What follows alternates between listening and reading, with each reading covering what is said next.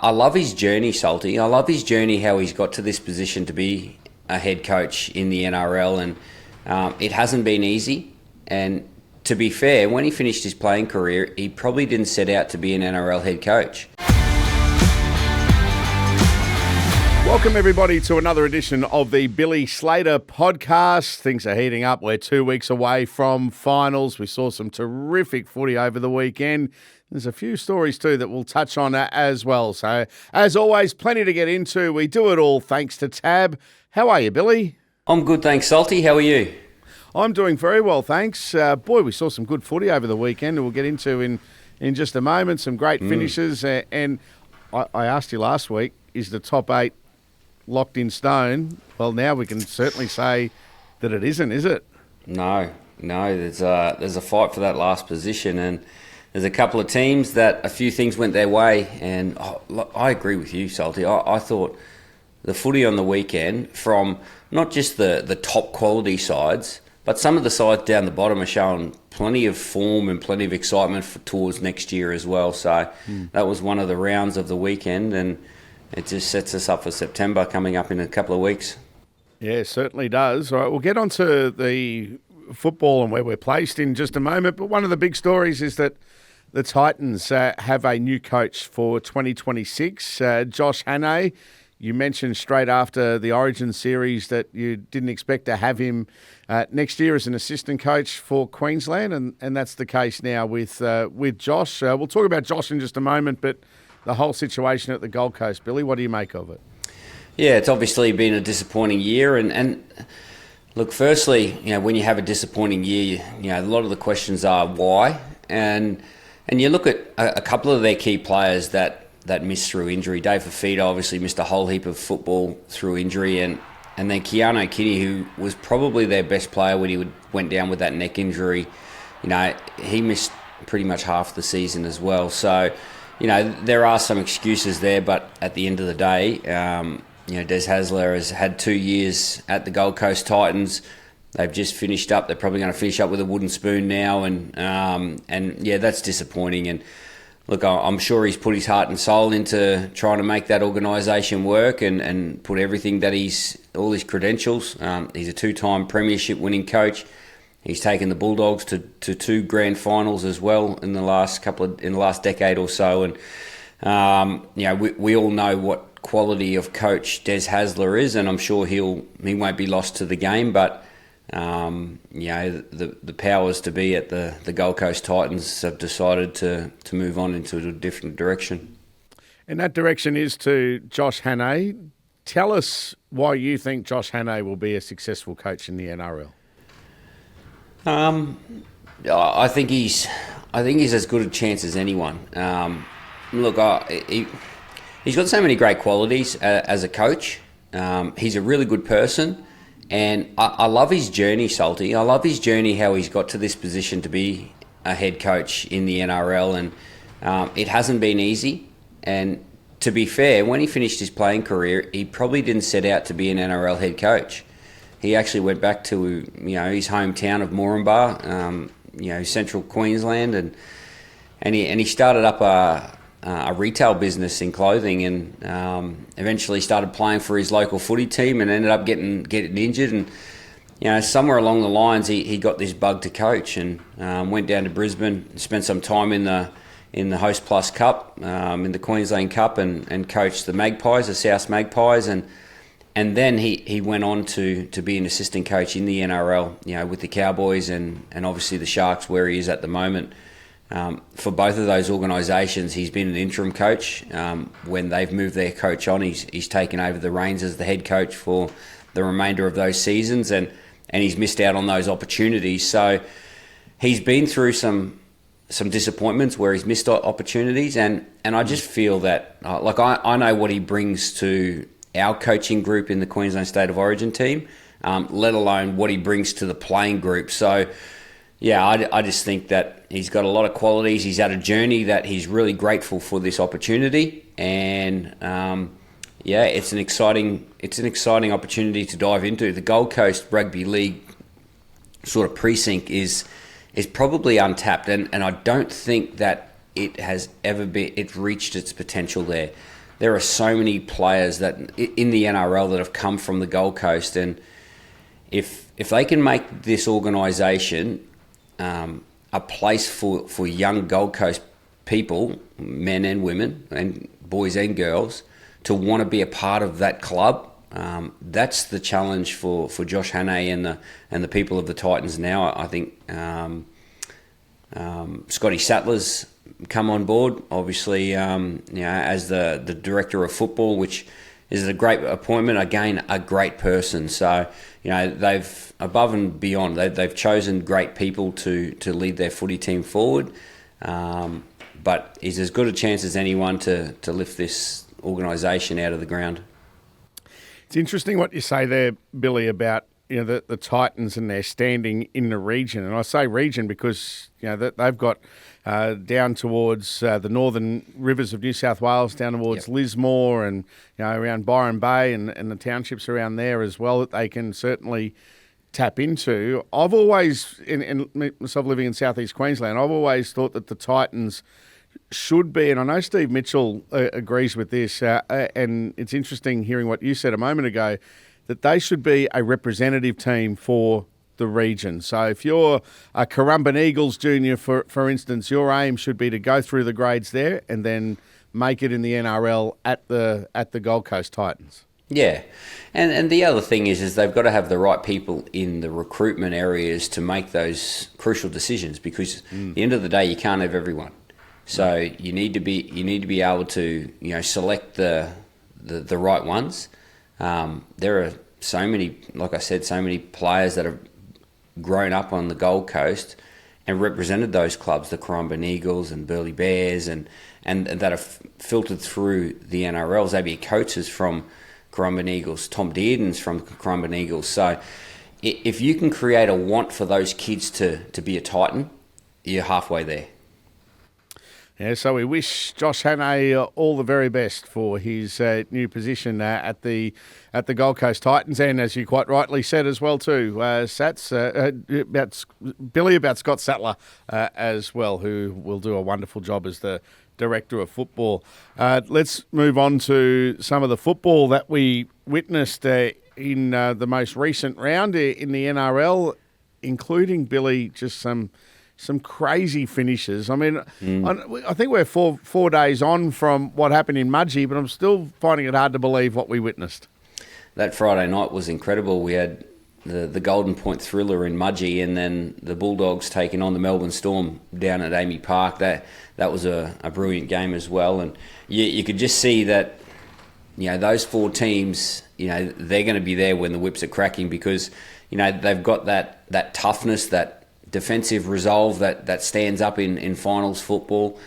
And the Mudgee game, that was something special. I actually thought the Panthers had the Raiders on the back foot. It was 16-4 for periods through that second half, and the Raiders were time after time attacking their try line, but the Panthers just had all the answers, and they just persisted. And it was a couple of big plays from one of their younger players in Ethan Strange that really turned the tide. The try that he scored, with 6 minutes to go, coming from the left-hand side all the way over to the right and becoming a runner, which is his main strength. And then obviously the big play in Golden Point. There were a few players that really contributed to that play, Ethan Strange being one of them. I thought Jed Stewart played an integral role in that, taking the ball and then obviously offloading it to Ethan Strange. We've got to remember what Ethan Strange has just done here. Like he hasn't just run 80 metres and set up Kyo Weeks for the try.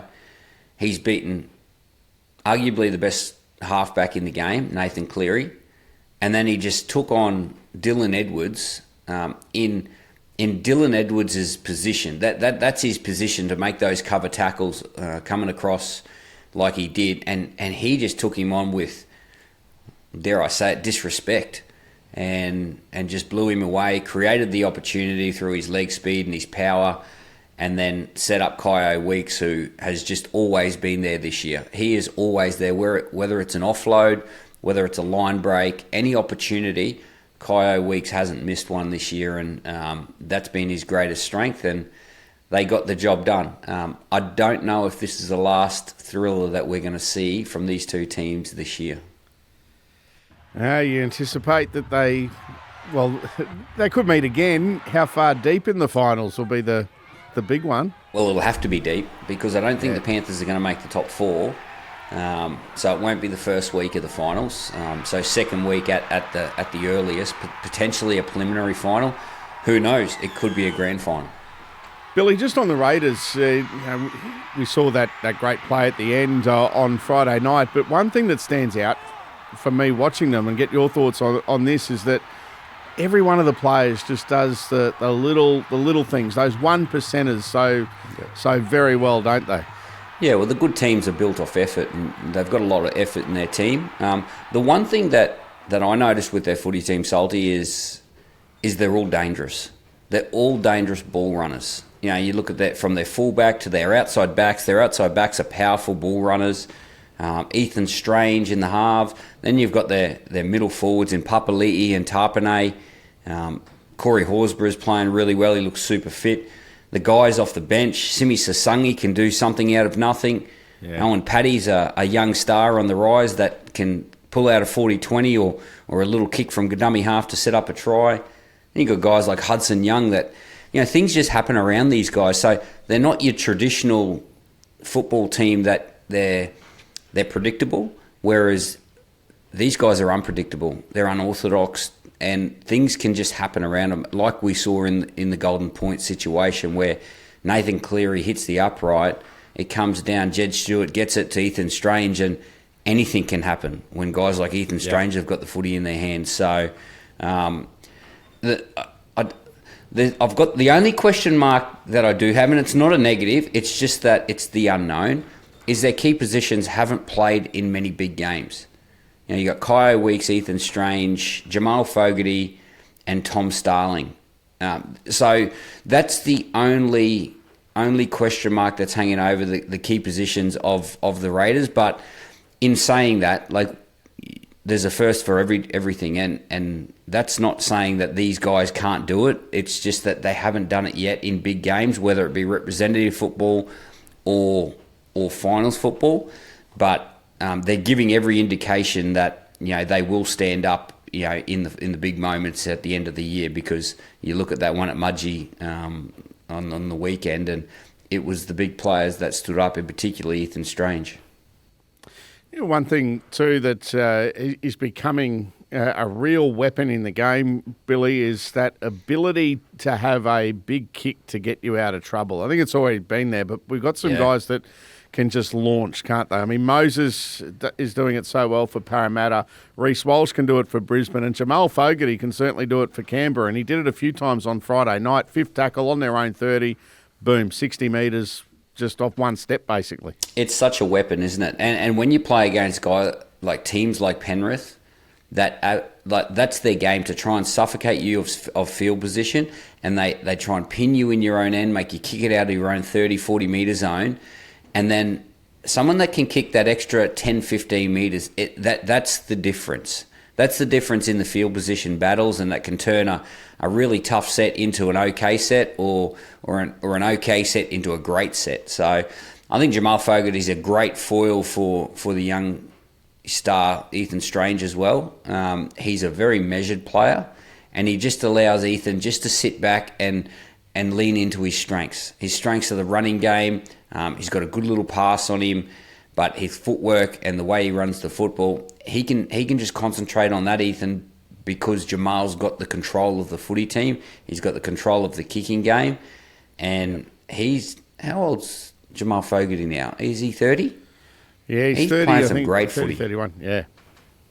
Yeah, playing some exceptional footy. So, hitting his straps at the right time of the year too. Yeah, it certainly is. Manly will be enjoying watching the way Jamal Fogarty's playing as well, because of course he's Sea Eagles bound next year for the next couple of years. Is Jamal Fogarty. Remiss of me too, not to mention a couple of other kickers that can get you out of trouble, like Matt Burton at the Bulldogs, etc. But it's underrated, isn't it? That area of the game by a lot of fans. Yeah, and I know the Panthers have lost 2 in a row now through Golden Point, and 2 heartache losses. But but they've played two of the premier teams in the competition. So I wouldn't be too disheartened if I was a Panthers fan. The only disappointment is they just probably lose that opportunity to finish fourth. But their footy is still standing up, and at 16-4, I thought they were on top of the Raiders, and we're talking about Raiders as genuine premiership contenders here.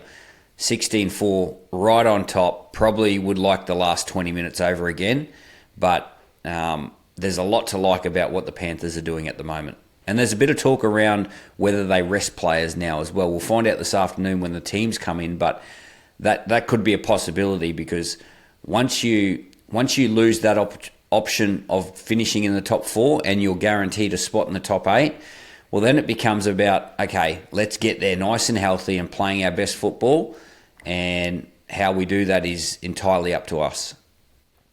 Because Nathan's confirmed he won't play this week. Okay, yeah, there you go. And it is an indication, isn't it, that they're just going to say, okay, they're getting ready now for 4 tough games in their minds in September. Absolutely.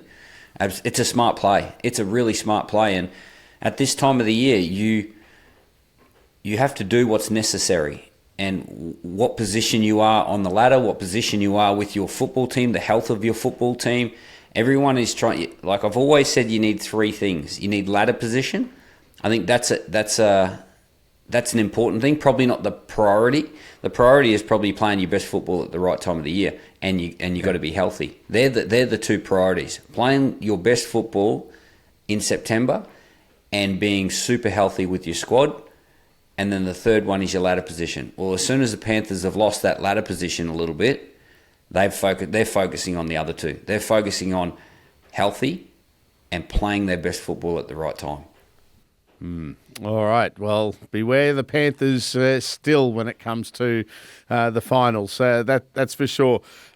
Billy, the other teams that are in and around now that race for the top 4, it's now pretty much a race in 2, is it? Or 3? We put the Sharks in there as well. Warriors, who are just hanging on, but they've got a tough game against, and you mentioned this right off the top, teams that are out of contention who are playing good football. Parramatta certainly in that category, and they go to New Zealand this week for what's a very important game for the Warriors after the Warriors got the 2 points against the Titans. Yeah, no, that's a big game, and not hard. Not an easy game to come up against the Eels at the moment. They're playing like a top 8 team. So if you turn up against the Eels and you think you're playing against a team that's down the bottom of the ladder, you'll get a surprise really quick because they're playing some really good football. It definitely is a race in 3, and I think the Warriors, they probably sit in the box seat. They've got the Eels and then the Sea Eagles in their last round.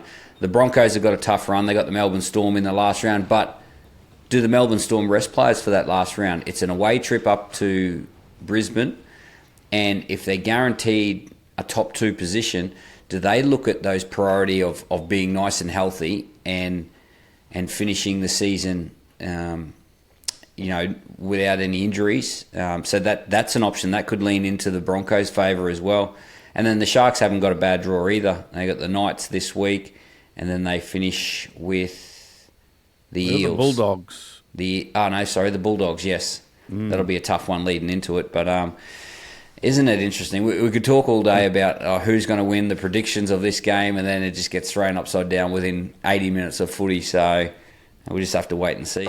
Because, the Bulldogs, if they're guaranteed top 4, can't get to top 2, they might rest some players going into that last round as well. And people might have a few things to say about that, Billy, but isn't it, if you're entitled to do that, if your position is wrapped up on the ladder, coaches have got to do what they need to do, what's best for their team, don't they? Without doubt. Yeah, definitely. The one thing that coaches will have in the back of their mind is they don't want to outsmart themselves. And by resting players, when your team's not playing great, maybe it's best to actually play those players. Sometimes it's best to actually, get that continuity in your team and play together and build that momentum towards that first final. So, it is a balancing act. You don't just want to get there and get your best team on paper because, you need to be playing your best football at the right time of the year too. So you don't want to be limping into the finals. Certainly not. So, we can surmise on podcasts like this, on shows like the Footy Show and 100% Footy, but you know what? As we saw over the weekend, we just head along to the footy and enjoy what's going to happen, and that's what happened at Leichhardt Oval on Sunday afternoon. Billy, where we want to talk about moments that occurred in games. How about the Buller try right on half-time? Yeah, it was. It even had a Benji Marshall flick pass. Was it Taylor May? Yes. And Taylor May that hit that pass. That was an incredible try, and it just lit up the atmosphere. That atmosphere deserved a try like that. Like the scenes on the hill of the orange. That's as iconic as you'll get, and there was some special moments. Those two teams have got some special players in their footy teams, and those sort of plays aren't a surprise when they come off because the brilliance of the likes of Scott Drinkwater, Dream Buller, Taylor May, and these sort of players, they've got those things in their kit bag, and it didn't disappoint. No, certainly not. Good win for the Cowboys, though, in the end, wasn't it? Yeah, much needed win. Been a little bit of pressure on the Cowboys and Todd Payten, so that just relieves a little bit of that pressure. And they've got the bye in the last round, the Cowboys. So next week will be their last game of the season, and it just so happens to be up against their arch rival in the Brisbane Broncos. And haven't we seen some fantastic games with the Broncos and the Cowboys over the years, including that grand final in 2015, and then there was about 6 Golden Point games. There's been some epic encounters, and I'm looking forward to that one. Yeah, it should be a beauty, and it is a game you'll be able to watch on Channel 9 this coming Saturday night. Yeah, Saturday night footy on 9. Looking forward to that coverage from 7 o'clock, of course, this coming Saturday night. Now, we talk about moments, Billy, like that moment right on half-time on Sunday. And on Saturday night, Mark Nwanganita-Wase and a beaten team again added his name to the highlight reel a couple of times. Well, that was probably the best flick pass I've seen. It was a bullet. It was a bullet flick pass going into touch, hit Robert Toyer on the chest, and he just fell over the line, really. He's done some special things. He's a wonderful player. He is a wonderful player, and I get the feeling that the Roosters jersey isn't the only one he's going to be wearing in the next couple of years. I think he's going to be wearing a couple of other jerseys, and maybe a green and gold one at the end of the year. So, I think he's fantastic. Love the way he plays. He's got great strengths, great under the high ball, but he's a big, powerful sort of get out of trouble player as well. So when they get it right, the Roosters, they unlock all this talent in their footy team, and he's certainly one. When they can get him the ball, he can do some freakish things. They're standing on the precipice of the 8 now, the Roosters. It was horrible luck for them with Sam Walker having to go off on Saturday night, but importantly too, because it was Cat 1, he's going to miss this week as well. And they've got a fortnight of footy that is going to be not just intense but emotional as well. So this week they take on the Melbourne Storm. No Sam Walker, although there's no Harry Grant either. I don't think. I think they'll be without Harry Grant. He's been suspended for a couple of weeks. And then to back up after going down to Melbourne against the Rabbitohs at Allianz Stadium, which they're all fighting over this stadium. We all know the history between these two clubs, and I just get the feeling that they'll get a couple of players back to Rabbitohs as well. Rabbitohs won 3 in a row now, 40-0. 40-0 against the Dragons on Thursday night. And so not only do they have to worry about the Melbourne Storm, the Roosters, this week, they've got the Rabbitohs in their last game of the season. The Rabbitohs know that they're not playing finals. They know that that's the last game, and they can potentially knock their arch rival out of the competition. That's theatre at its best. Who wrote that script?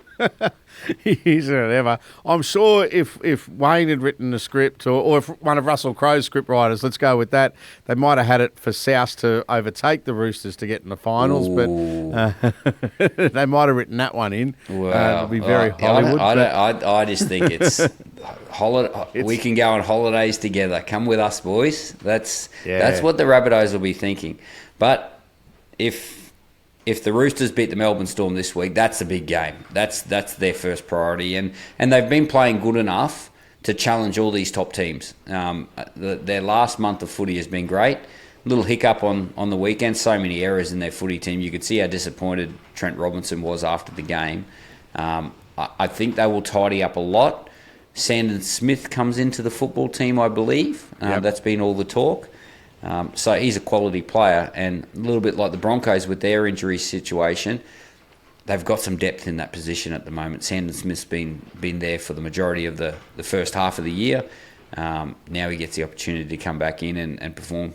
Now, you made mention of the Broncos there. Billy, they were one of the two teams that had a very special milestone over the weekend. We'll get on to Daly Cherry Evans in just a moment with Manly playing his 350th, but 350 for Ben Hunt, and Brisbane continued their very good run of form with a good win over Newcastle at McDonald Jones Stadium. Yeah, he's been a great player for a long period of time, and they both have. And they're both really good mates, Ben Hunt and Daly Cherry Evans, and congratulations to them both. I think, has there only been 6 players now to play 350 games? That's a lot of footy. That's a lot of footy at the highest level, and they'd both be about 87, 88 kilos. Like they're not big men playing in a big man sport, and they've done a great job. And they play the game a little bit different, those two, but in the same position. And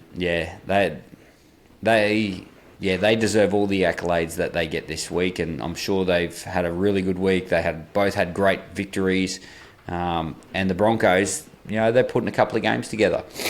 Did the job last week off the back of all the talk around no Adam Reynolds, no Selwyn Cobbo, no Ezra Mam. They all stood up and they got the win. Now they went down to Newcastle and they backed up that performance. Reece Walsh is shirking a whole heap of the responsibility, and he's doing a great job with it. The Broncos are starting to gain a little bit of momentum, and everyone's talking about who's playing and who's not playing. Just on Reece Walsh, Billy, it almost became a national sport for people to make comment in a negative way about Reece, but he goes out and plays the game as only he knows how. But it just seems that the last few weeks is that Madge has just unlocked Reece Walsh in that his timing of passing just seems to be a whole lot better. I mean, defensively too, he's been terrific, I think. But his pass selection, pass or run, or if he does decide to pass, the pass that he does produce, it just has been on point the last 2 or 3 weeks. Yeah, I think he's been growing. He's been doing a good job actually. Like he came back for that knee injury midway through the season. And he's been pretty good since then. There's always a tension around the game, and there's a tension around the key position players, and then you magnify that with a guy like Reece that plays the way he does. And unfortunately, a lot of the criticism comes from people that haven't done what he's done and can't do what he can do, and people want to have their say in an opinion around how he plays the game. So. No, he's a wonderful player. He works really hard at his game, and he respects his position in the game as well. So, he's the guy that is shirking the responsibility without Adam Reynolds, without Ezra Mam, without that, not just the class that creates opportunities, but the control as well. And he's starting to really be responsible for that in this footy team. Obviously getting a lot of help from Billy Walters. Ben Hunt's doing a great job. He's the guy that's putting the icing on the cake when it needs to be. Oh, well, they've given themselves a big chance of getting the top four, but as you said, Billy, tough one this week. Cowboys' last game of the season, and they'd love nothing more to wreck the Broncos' chances of reaching that top four. They'll be throwing everything at the Broncos. I dare say it'll be a full house at Queensland Country Bank Stadium up there in Townsville on Saturday night.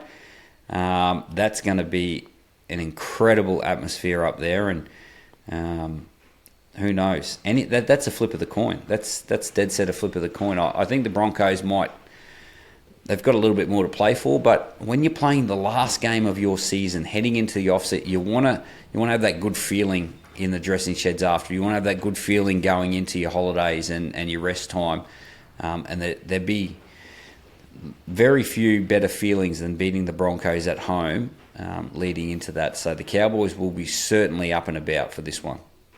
Yeah, they will be. The other milestone man on the weekend, Daly Cherry Evans, with his 350th, and he was terrific. Manly were very good. Big win over the Dolphins, and there's a pulse still, Billy, in Manly's season.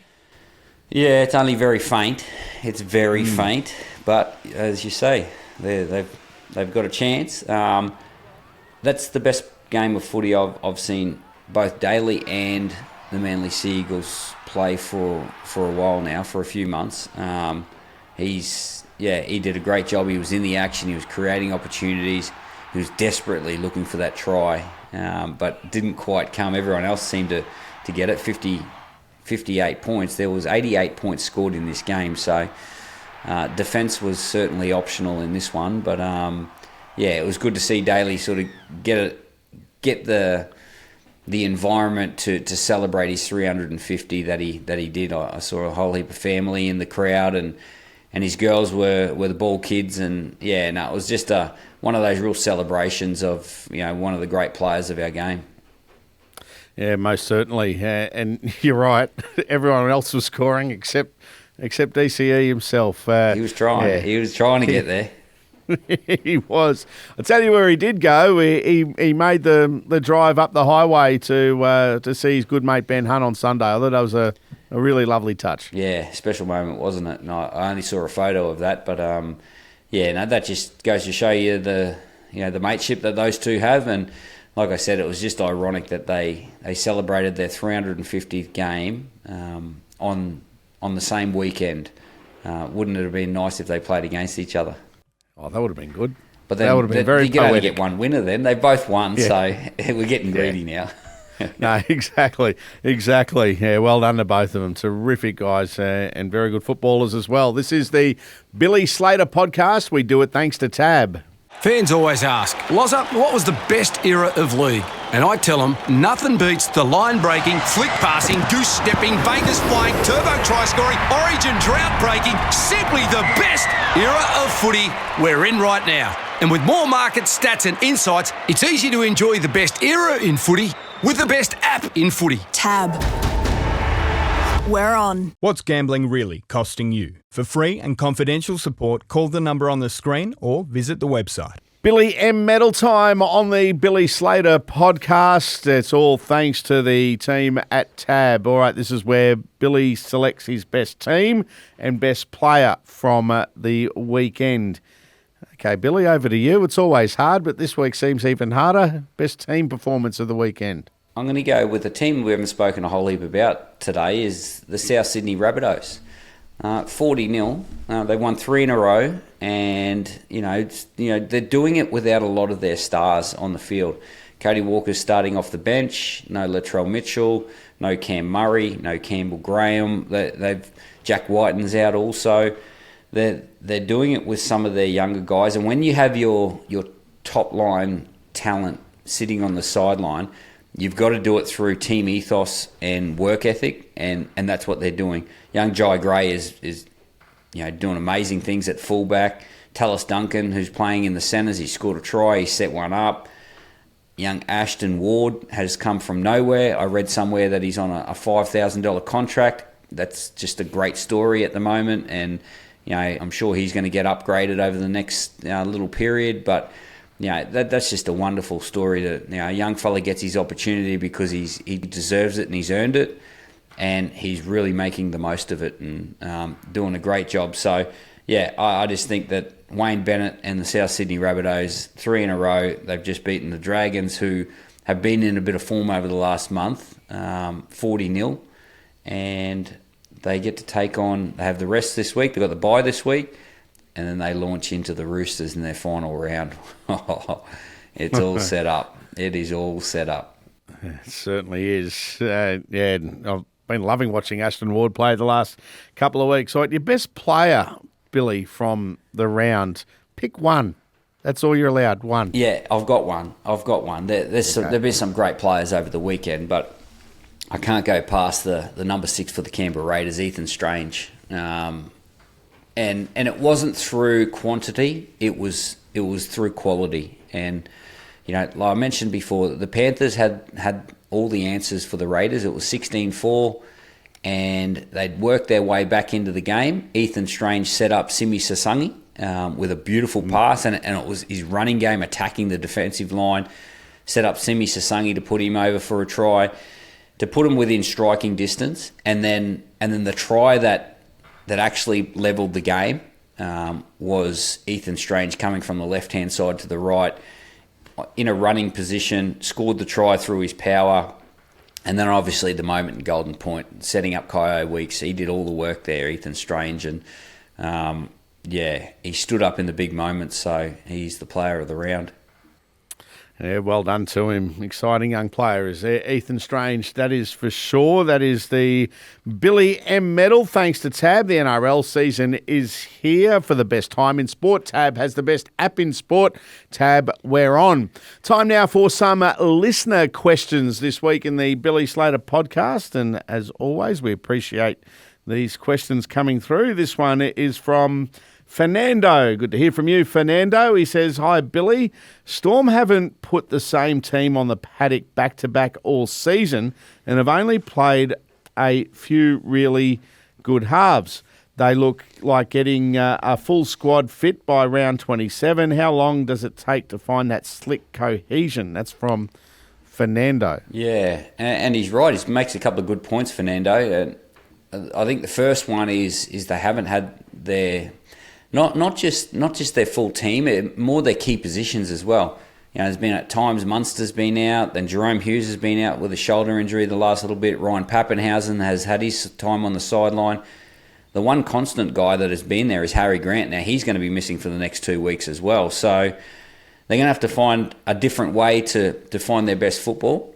Individually, I think they're all playing pretty good, but they, like you say, they haven't fielded that full strength quality team, especially in the key positions, for a long time. So the one thing that they have in their favour is those 4 guys have played a lot of footy together.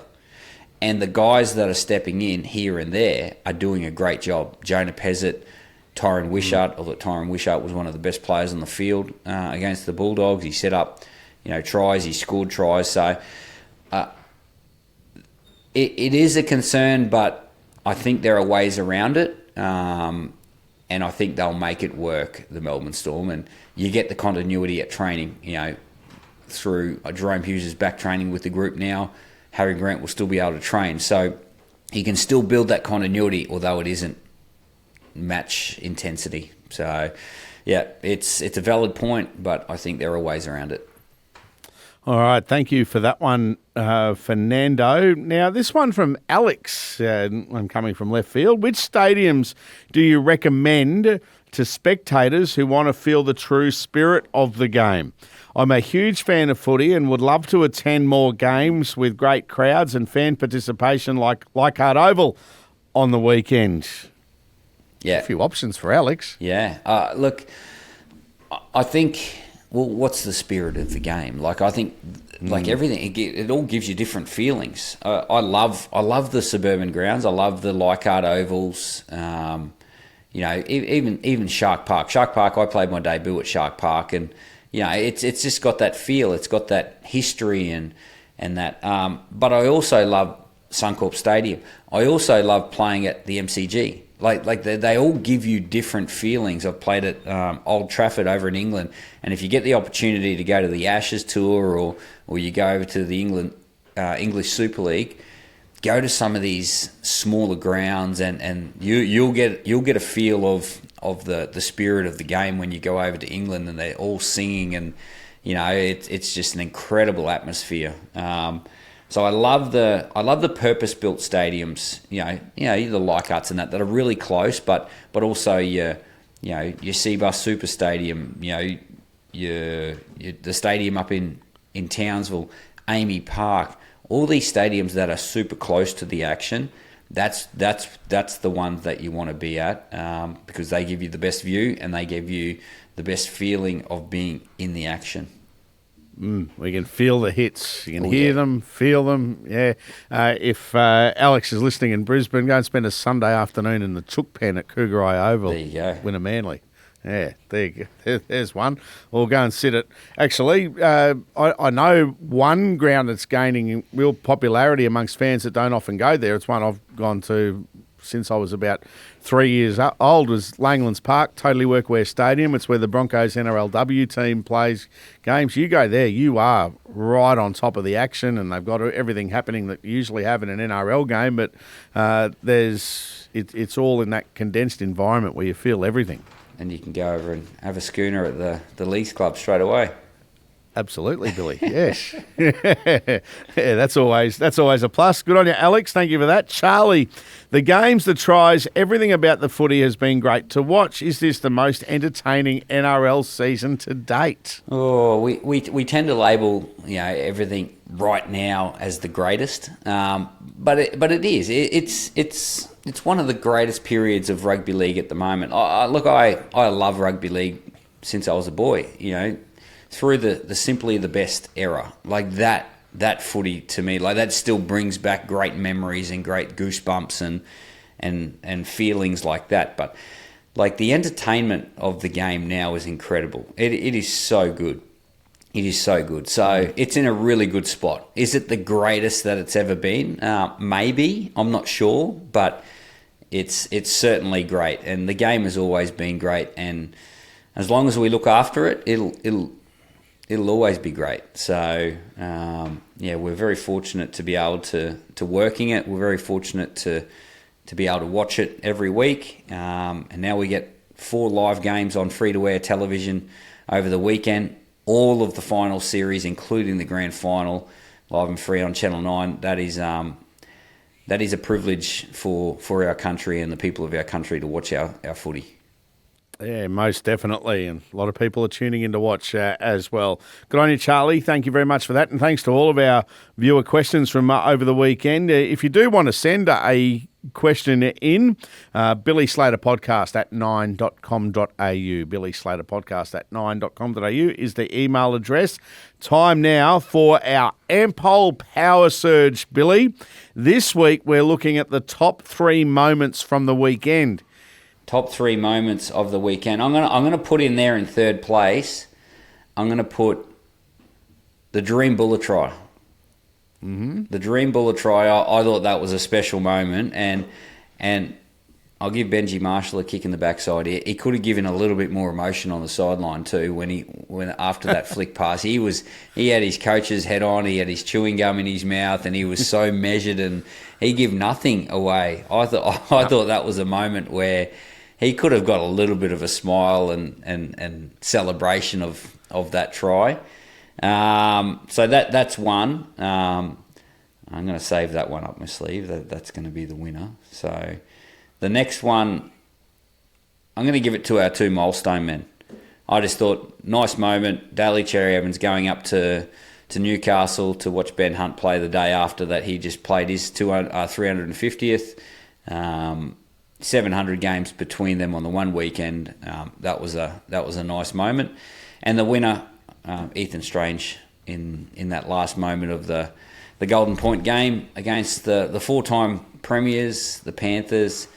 He comes up with a big play, and Kyo Weeks scores the try. So that's the winner.